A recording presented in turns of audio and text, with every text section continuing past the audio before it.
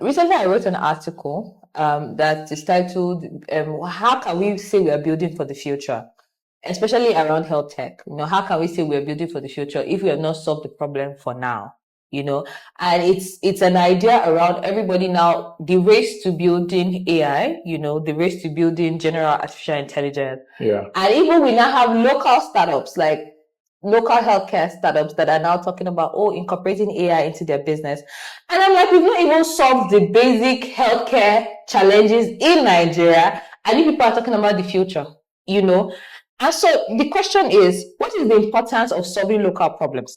It feels like if I build an AI product now, especially in healthcare, it means that tomorrow Google for AI in healthcare will just say, we're looking for startups building AI in the healthcare ecosystem. And then my product can apply for such program because that's what Google is looking for. However, it is not solving a local problem. I read, somebody sent me this article. I can't remember where I saw the article. And it was some founder that built, in quote, a telemedicine platform. Okay. And said he has worked with 2 million users in Delta State. And he raised a lot of funding. Mm-hmm. Now, I as a first-time founder, why wouldn't I want to build the same thing if it guarantees me making a lot of money? Yeah. But have you not seen founders that even after their startups did not do well, and it is clear that they did not make the best use of their money, but then they moved to building another startup and they're still able to raise money? Where are they? But they're still able to raise money. That's my question. Where are they? So this thing, when we say these things, when we say it with some, the way people just make assumptions and just say things. Yeah. I'm asking you now, where are they? Give me 2 people. Then we'll now say, okay, people are well, I don't know a lot of them, but I'm sure that you know some.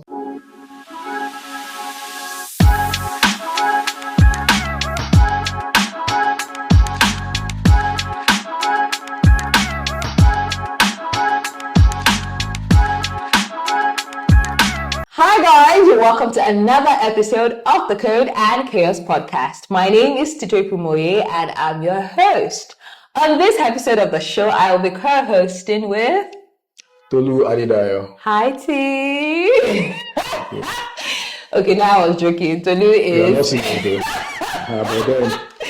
What do you think about that intro? You're forgiven. Just continue. No, I think you should say it's exciting and we should do it all the time. No. Didn't you like the energy? I don't like it. I brought in all my energy. I don't like the energy. So, Tolu, how are you? I'm fine. But have you guys noticed that when we come on the show, I'm always the one asking Tolu how he is? Tolu, ask me how I am for a change. Okay, I should ask you now. Yes. Eh? Yes! It's only me. Hi, T. That's right, bro. That's not the point. Ask me how I am. Yes, now I'm starting from somewhere. Okay, hi. Okay. No. All right. 1-0. I'm all right. I'm fine, thank you. Okay, and now the past 5 days. The past 5 days, how's it been? Oh, it's been beautiful. Is it 5 days or 7 days? Can you calculate?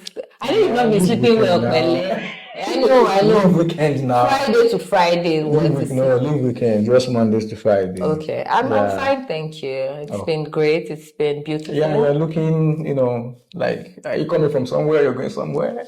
I'm going to see my boo. Oh. That's what matters. Perfect. So, do you have any tips on how to look, for him?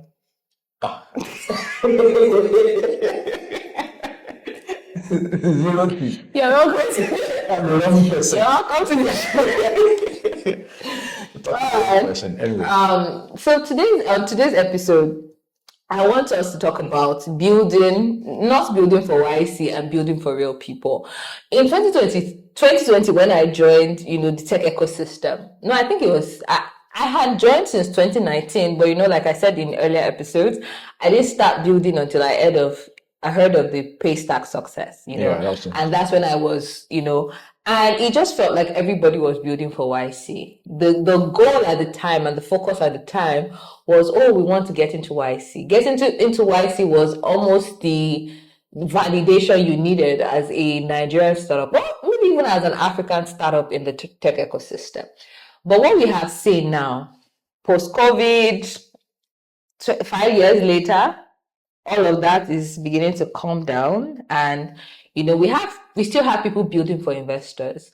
And I remember that I wrote an article one day to say that we are not building for the tech ecosystem is building in a bubble. I don't know about the entire tech ecosystem, but the health tech ecosystem where I function is building for investors and not real customers. We're building for investors. We're trying to raise money.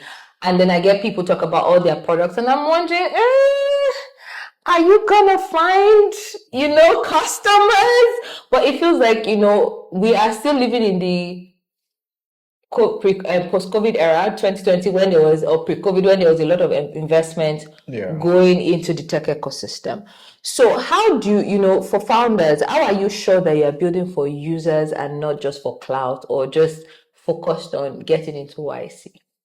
Well, I think that the wrong thing there is building at all, right? And building for investors. Do you get? Building for investors is not just wrong, right? It's also, it's also demeaning. Do you get? Because in turn, right, you're not solving any problem. Yeah. Because if you think that you've built something and you constantly look for investor, right, before you can do a thing, it means that what you've built is not in demand, right? You have to actually build based on demand. You don't just build because you want to build. And building for investors is, honestly speaking, it's wrong. Investors will come, right? When you reach out to them, they will see what you're trying to do. And if they think that this is viable, this is scalable, they will join you, they will support you. We've seen that happen year on year, but just intentionally building to just raise fund. I think it's it's bad on your own reputation as a founder. I think that everybody. But the thing is, I remember in 2021. Sorry to cut you. I read, somebody sent me this article. I can't remember where I saw the article, and it was some founder that built, in quote, a telemedicine platform. I said he has worked with 2 million users in Delta State, and he raised a lot of funding. Now, I, as a first-time founder, why wouldn't I want to build the same thing if it guarantees me making a lot of money? Yeah. You see my point? Yes, I think those things still happen. Even though from 2021 to 2025, a lot has changed. Yeah. Right? Yeah. But still, people still build for in that format. Build with fake data, with data that are not actually real, just to get funds. Because in the end, the end always justify the means. Yeah.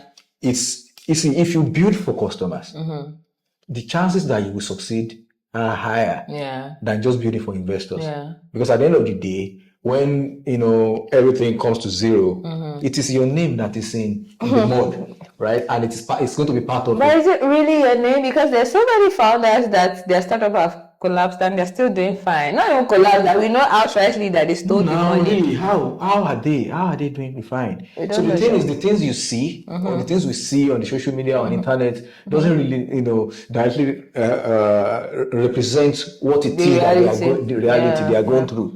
It doesn't explain it. Some people can show off, some people can do. But have you not seen founders that even after their startups did not do well, and it is clear that they did not make the best use of their money, but then they moved to building another startup and they're still able to raise? Where are they? They're still able to raise money. That's my question. Where are they?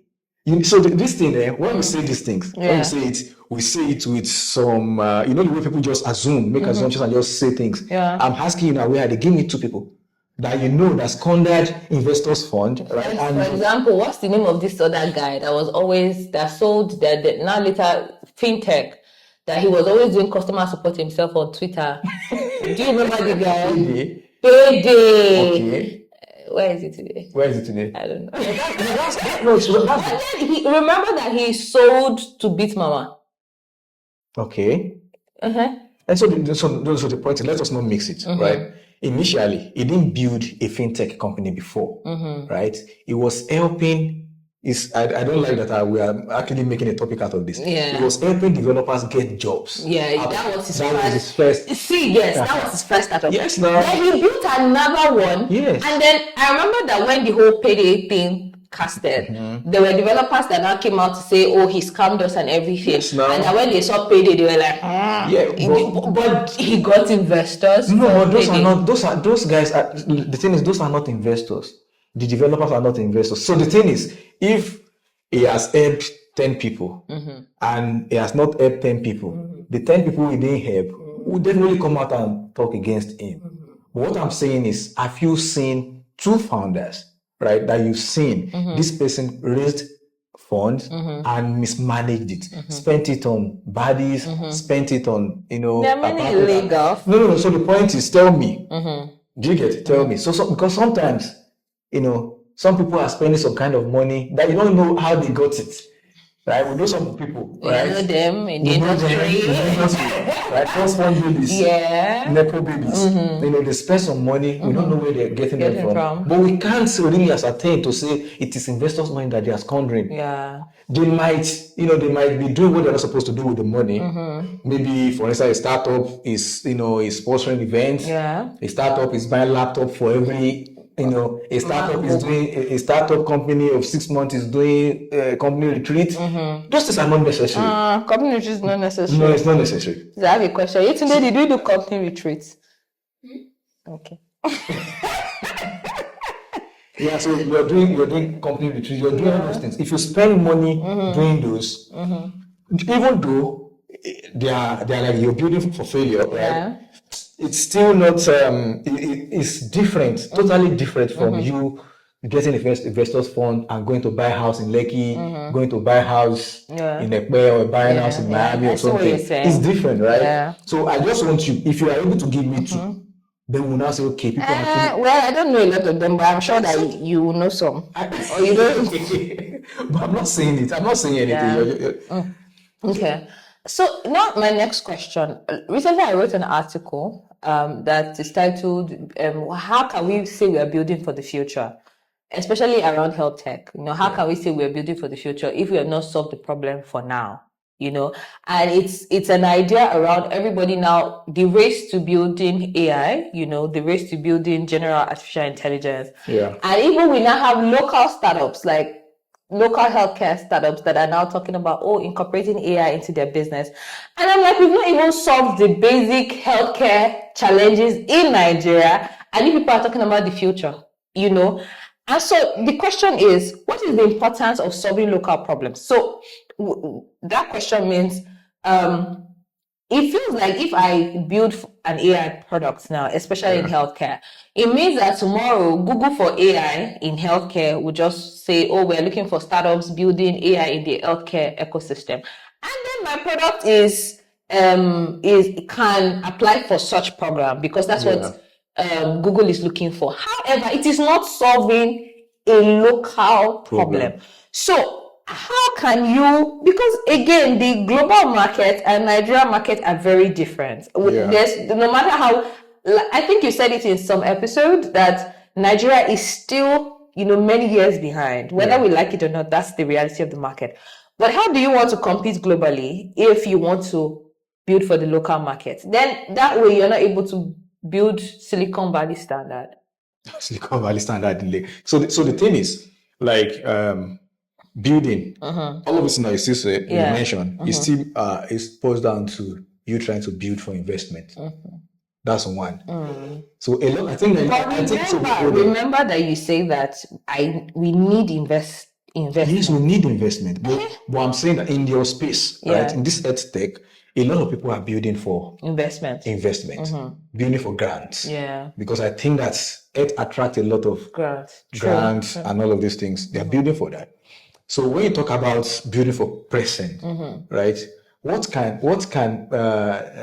tech actually enable, right, in the present time? Yeah. When the kind of the caliber of people that we have, the market that we have in Nigeria, see healthcare and hospitals as the last resort. Do you get? Yeah. So what do you think tech will enable? But whatever it will enable will not necessarily be the reality of what investors expect. So there's investors' expectation and then there's the real that's the point.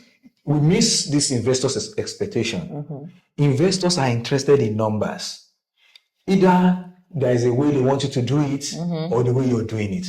Investors are interested in, oh, you're building this, okay, what are your numbers? Do you have people using it? Yeah. Are they paying you? Investors are interested in investors are not interested in you doing it our way or you doing it a Silicon Valley way. Honestly, the businesses that US investors invest in Nigeria, it's not done the same way things are done over there. Okay. Really, you just have to be able to say, okay, this thing I'm building, I have traction, I have numbers to back my idea, and I've been doing it, and people can testify. People have testimonials. People have used it. There are feedback from customers, and you're building for customers. Really, every investor have their own model in which they used to invest. But one model that nobody misses is traction. They want to be sure that people are actually using your product. They can even ask you, why do you think your product matters? Okay. Yeah, recently I was applying to a fund. Okay. Why, at this point, why do you think your product matter? Why it matter in Nigeria might not be the same way it matters in the US. Yeah. Right? If you're able to convince them that it matters in Nigeria and that people are paying for it, they will support you. So there's no one-way method. Are you sure? I'm 100% Because it also looks like there's some way you would build and that you'll be able to gather some kind of hype and clout. No, so you wouldn't gather if you do it the thing boring way. What is the boring way? Because usually the boring ways seem to be the way that gets results, but it's not the way that would build hype and clout. And so if I'm not able to build clout around my products, I get users, yes, but I'm not able to get into YC. I'm not able to get... So that's the point. If you have users, you have customers, and you're making money, why do you need YC? No, tell me. But remember what you said in episode something that we need investors. So we need investors when to catalyze our growth. Yeah. Right. So the point is, if you're doing a business and you're making money, you're getting to a point of profitability. Yeah. You're breaking even. Yeah. Right. Your customers are referring others. You're making money. You're able to pay salaries. You're able to run the business by yourself without the need of any external investor. Yeah. You can be, if you apply to WISE and they don't give you, you're not supposed to be bothered. If they now give you, it means that you now get to use the fund to probably, scale, right? Take the product out of Lagos, go to Nairobi, go to Johannesburg, Accra, or take it global. But if they don't invest, you're making money, you'll still be fine. That's the problem. I've seen founders say they shut down because an investor could not give them money. They could not raise. Yeah. That's, to me, it's not good enough. Okay. No, I know. I don't want to call you out. Call me out. But you almost, not that you almost shut down, but you were running out of runway for me. I could be running out of runway, right? But I didn't shut down. You don't know what I was going to do next. I didn't. We pivoted 3 times. I know, but I already told you. But you were telling me what you're moving. No, I already told you, right? When you're running startup, right?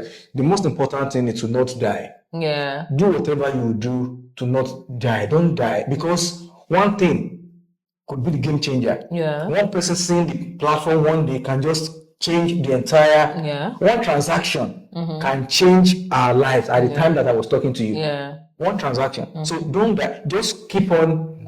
If that thing is no longer working, switch to something. Quickly move to something else. Simple. Yeah. So are you now saying that? So for example, another problem that I see is when we're applying for some of these programs, accelerator programs or grants or anything, there's a certain way you have to do your pitch deck. So I saw somebody say, this is investor pitch deck. This is this pitch deck. So are you saying that it is bad to build your pitch deck, or is it bad to because I think that investors love lies. I genuinely think that. I would always argue that investors love lies because the people that I have seen doing the hard work don't get into some of these programs, don't get to YC, don't get into or maybe not YC. Are you sure they're actually applying? Well, that's another thing. Well, I could tell you because I applied to YC 3 times and I didn't get it. Oh, baby, what happened? What are you trying to say? No, 3 times we didn't get it. Okay. Right? But I can clearly tell you why we didn't get it. Okay. Right? What was one of the reasons? Because now I know better. Okay. Do you get? Because at the time, it was difficult for them, right, to say this is what we are doing. Okay. They know we are in this space, but they are unable to simplify everything that we are together and say, oh, this is what these guys are building. Oh, these guys are building Mercury of Africa. They are building the West Fargo of Africa. They are building this for Nigeria or for Africa or something. They're unable to see it. Okay. Right? And then the team, right? It's also important. Our track record also important because really before 500K is not some chicken change for someone to give you. Yeah. Right? Your track record has to be solid. We didn't have that. So you need to look at all of those things and now check the people that get it. No, I check it and I don't see exceptional businesses. And you don't exceptional businesses. I check. Yeah, that's what I think I mentioned in the last episode. It is not about the exceptional businesses or ideas. Sometimes it is just the people. Okay. YC or most of these big or institutionalized VCs, they invest in people. Sure. You've worked in Google, you've worked in Amazon, Goldman Sachs, Stripe, you have all of this, and you're applying, they believe that you have actually learned things in those places. Yeah. But no, you work in one, let me not mention anything. But then, does that not make us disadvantaged as Nigerians? And is that not why a lot of Nigerians... Yeah, we are disadvantaged. Now we're arguing. Yeah, is that not why a lot of us now... Not a lot of us, because that's how you told me I'm a liar that day. Is that not why a lot of our founders now cook up numbers just so that they can meet the global standard? Well, I don't think that the numbers make you meet global standards. Do you get? If you cook up numbers and the VC start to do DD is due diligence on your product, and they are requested from certain things, how do you provide it? Yeah. So you can cook up numbers. If they do GD on you and they discover that you are not really, they don't take you serious. Yeah. And the truth of the matter is, you might still come again. Yeah. Let's say you're not coming again with something serious. They will look at you and say, oh, this guy. Okay, we know him. Simple. Okay, so the last question for this episode, let's talk about your product, right? Okay, so are you building for users or are you building for clouds? And what do you think you're doing differently? That's the question. Do you think that with your product, if you apply to YC again, you can get in? Now, are you building for users or are you building, I don't know if I'm asking the right question, but making reference to your new product. Yeah. How do you think you're changing the game, solving a local problem, but global standard? Yeah. So I think that we are building for, not even that I think. Yeah. We're actually building for customers. We are building for the customers. And these customers are in two segments. Okay. We are building for the low or no income earners. They're always on the road. Yeah. We're building for them. We are creating a new economy entirely for them. This doesn't exist anywhere. Yeah. Right? We are building, that new economy is for them. And as you go, wherever you're going to, I want a situation whereby, every Lagosian or in any city that we operate, before you leave your house, you want to check if there's something that is going from that axis that is going to the route of your preferred that planned destination. So before you leave, so we are turning it into a lifestyle for the people, not YC. Not YC. I don't care about YC at this point. You don't? No, I don't care about YC. Honestly. So you're not going to try to apply to YC? No, that's, of course. So the thing is, because what we are building is something that is capital intensive, right? So we will seek support, investment for where necessary and at when necessary. Okay. Not that we are not trying to impress them, right? If you do this well, business owners are happy. Okay. The movers who are constantly on the road are happy.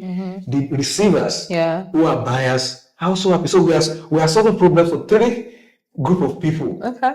Really. And it is in the open. It is not like an hidden problem. Yeah. Everybody can attest to the fact that delivery cost is expensive. It's expensive, yeah. Now we are bringing it down to the barest minimum. Mm-hmm. To Aja, transport fare 3,000 naira. Delivery on that same axis, cheapest is 10,000 naira. True. But on Mover, you get it for 5,000. You know, the business owner will make money because currently they are losing out of sales. They are losing out of revenue because people are bouncing because I want to buy your product. You're selling this thing for 2,500 and delivery to my house is 7,000. I'm not going to buy it. Makes no sense. But now there is a delivery that is affordable, secure, you know, smart, and really opening up new economy and opening up opportunities for people. So I think that I know that we are building for people. And when we build for people, we won't even be the one to start begging people. People begging investors to come on board because they will see what we're doing. Really. Okay. I answered your question. Yeah. So I'm excited to see what that product will be over the next couple of weeks. Couple of years, of course. Of course. But very soon we start. I'll tell the numbers. Right. I'll be able to say, okay, we have 50,000 movers. Right. I'll be able to say that when we get to that point, and I will say it. I can tell you today, Uber doesn't have 20,000 drivers in Nigeria. They don't. They don't. Now, how many cars do we have? So that's the point. So for us, no barriers to entry. Okay. You don't need a car. You don't need a cab. You don't need a van. You don't need a bike. Just bring your ID. Let's verify you. Verify your background, and then you. I'm sure you will not run away with our money and our goods. Thank you very much. All right, so we've come to the end of this episode. Okay. It's always nice to have you. I know, right? I know. Till next week, my guy. I'll see you. All right, guys. See you same time, same channel, same station next week. Bye.